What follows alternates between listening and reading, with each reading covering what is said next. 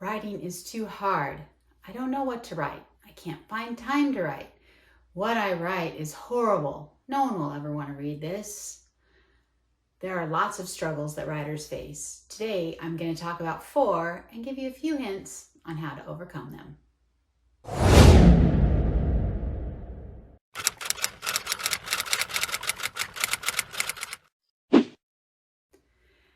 All right, writers face a lot of struggles, and so I don't want to minimize that by saying, oh, there's only 4 struggles writers face. There's 4 broad categories that most of the struggles that writers face, most of the struggles I personally have faced, would fit into. So I'm going to go over those today and give you a few tips on how to overcome them. But if you're not sure what is your struggle, I want you to check down below and click a link to a quiz I created. It's a short quiz, 12 questions I think, and it will help you discover what your biggest struggle is. So the first wide area of struggle might be accountability. So writers write alone in a room, right? No one knows if they wrote 5 words, 500 words, 5,000 words. If they don't tell anyone they're writing a book, then no one will expect them to write a book. So you show up during the writing time and play some solitaire or look at pictures on the internet for inspiration to help you figure out what to write.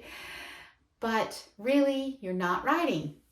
And the main reason for that is because no one's gonna ask you at the end of your writing session, hey, how many words did you write? So this is one reason why I like to join writing sprints with other writers. And there are every day, 5 days a week at Wanna Tribe, which is a free community just for writers.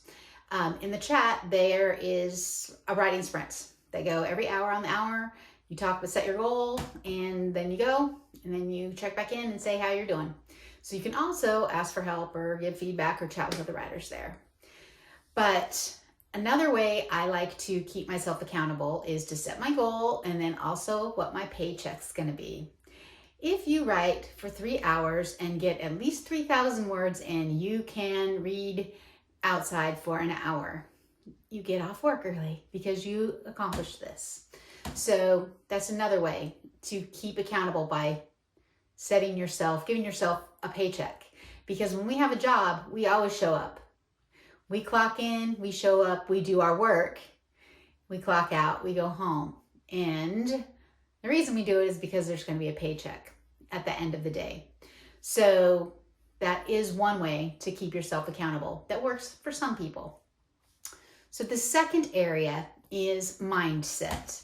Really, this is the biggest one. We get all messed up inside our head. We think this story isn't very good. We think this story's already been told. We think, oh, my characters are not people that I would want to read about. Whatever, we start just overthinking everything and it just gets caught up inside our head and we think a lot of negative thoughts. And the truth is that our brain, science shows that our brain believes whatever we think. So if you think, I am a horrible writer, your brain goes, oh, well, she's a horrible writer. If you think, I'm never going to finish this book, your brain thinks, oh, she's never going to finish this book. And it's going to do, hey, we don't have to write then because she's never going to finish this book.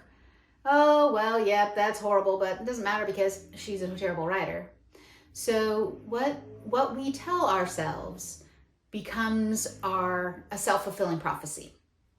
So one way that I've learned to combat this, and not perfectly, okay, I published my first fiction story in an anthology in 2014. And so what's that, 8 years ago, and I have signed more than a dozen writing contracts for different pieces of fiction since that time, and there's still plenty of time when I have mindset issues where I get caught in the downward spiral of this doesn't matter, what's the point, no one wants to read this, yada, yada, yada. Okay, so the way that I have been working for the last year or so to overcome this is by creating affirmations. So an affirmation just takes that lie, I'm a horrible writer, and just flips it into something positive. People will like my writing. My writing is good enough to be published. So I flipped that, and now my brain is going, oh, wow, people want her to read her writing, so she needs to finish this so she can get published. And suddenly my mindset isn't the thing that's keeping me from finishing or from starting or from submitting, whatever your holdup is, wherever you are in the process. So number 3, process. I just said it. So I've talked before about writing process, and I'm going to go ahead and drop a link down below to the 4 steps video that I talked about. And I do mention some of these things there, but if you are someone who only has an hour to write at night after you put your kids to bed, and you have rush time, you're fooling yourself if you think you're going to be able to sit down at the keyboard after all that stress and be able to write something and be productive.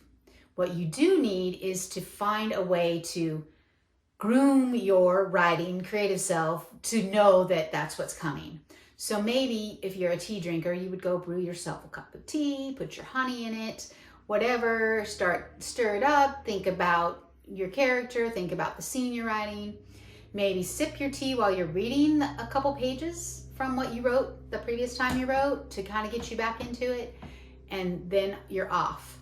So we need to figure out for ourselves what works to keep us writing, to get us in the flow, and what keeps us there, what keeps us showing up at the page, what keeps us writing. Because every time you write a project, write a book, write something, you've got your pre-planning stage, you've got the drafting stage, you've got revising, and then you've got finishing, you've got submitting it. Okay, so you'll have to find out what works for you to keep you going through each one of those stages. Because if you're writing a novel, that's 80 to 100,000 words, depending on your genre.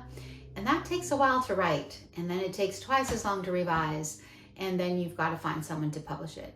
So it's a long process. And how are you going to stay engaged and motivated and able to complete the process? And last but not least is number 4.